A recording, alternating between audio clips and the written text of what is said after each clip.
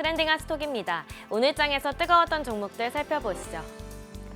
먼저 리비아는 7% 가까이 상승했습니다. 오늘 테슬라를 포함한 전기차 업체들의 주가가 상승세를 보였는데요. 리비안도 2분기 차량 인도량이 호조를 보였습니다. 전년 동기 대비 9.1% 증가한 13,790대로 예상치를 훌쩍 넘었는데요. 이로써 4분기까지 차량당 순이익이 플러스를 낸다는 회사의 목표에 가까워질 것으로 예상됩니다. 파라마운트 글로벌은 새로운 스트리밍 파트너를 찾고 있다는 소식에 5.72% 올랐습니다.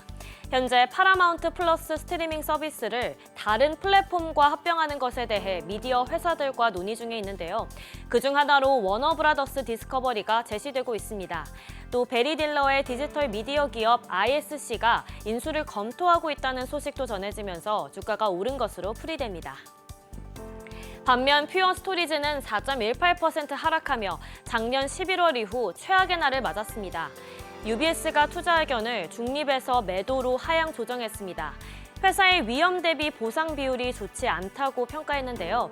AI 관련 스토리지 지출이 예상보다 느리고 또 민간 공급업체들의 시장 경쟁이 심화되고 있어 성장에 압박을 받을 것으로 분석했습니다. 이어서 일학개미 브리핑입니다. 먼저 5위는 미마키 엔지니어링입니다. 엔화 약세가 이어지면서 일본 증시에서 수출주가 강세를 보였습니다. 이에 미마키의 주가도 큰 폭으로 올랐지만 이내 하락세로 전환했는데요. 이처럼 미마키의 주가 변동성은 꽤 큰 편인데 다소 불안정한 주가 흐름을 우려하며 일학개미는 매도 우위를 보였습니다. 4위는 도쿄일렉트론입니다. 도쿄일렉트론의 주가도 전반적으로 내림세였죠.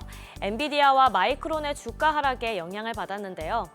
엔저의 증시 부양 효과가 예전만 못하다는 평가도 있습니다. 연초까지만 해도 엔저에 힘입어 반도체와 자동차 등 수출주의 이익 개선 기대감이 컸지만 이젠 이익 증가율이 10%에도 미치지 못하는데요. 특히 반도체의 경우 엔비디아와 메모리로 집중된 인공지능 테마에서 일본 반도체주가 소외되고 있다는 분석입니다. 이에 일학개미가 매도 우위를 보인 것으로 풀이됩니다. 3위는 도요타 자동차입니다. 지난주 도요타의 주가는 해외 투자자들의 매수에 힘입어 한 차례 크게 올랐습니다. 중국 증시의 약세로 투자 자금을 다시 일본으로 옮기고 있다는 분석인데요.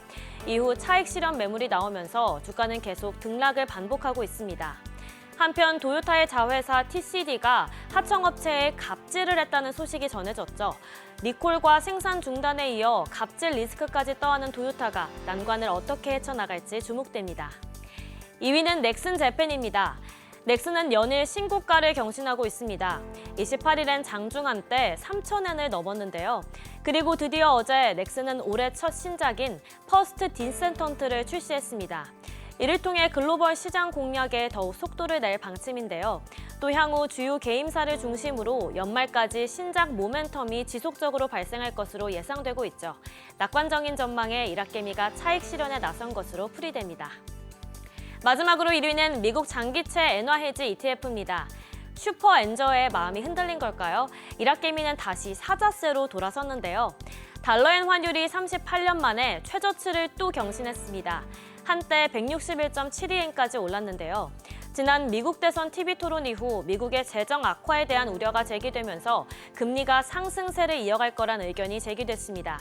이에 미일 금리 차를 의식한 엔화 매도와 달러 매수세가 나타난 것으로 분석됩니다. 또 일본의 불안정한 경제 전망도 엔저를 부추겼죠. 1분기 실질 GDP 증가율이 마이너스 2.9%로 대폭 하향 조정됐습니다. 이에 따라 일본은행의 기준금리 인상도 불투명해졌는데요. 앞으로의 흐름 지켜보셔야겠습니다.